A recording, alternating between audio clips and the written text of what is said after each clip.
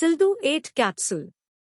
Use, treatment of benign prostatic hyperplasia. Benefits. When your prostate gland becomes enlarged, it can cause urinary problems such as difficulty passing urine and the need to go to the toilet frequently or urgently.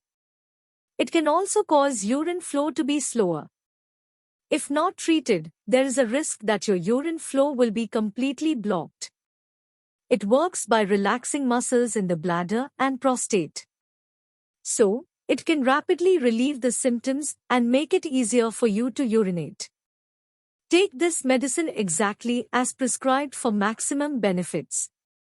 Common side effects of SILDOO: retrograde ejaculation, dizziness, diarrhea, orthostatic hypotension, sudden lowering of blood pressure on standing, headache, blurred vision, nasopharyngitis, inflammation of the throat and nasal passages, nasal congestion, stuffy nose. How to use SILDOO capsule.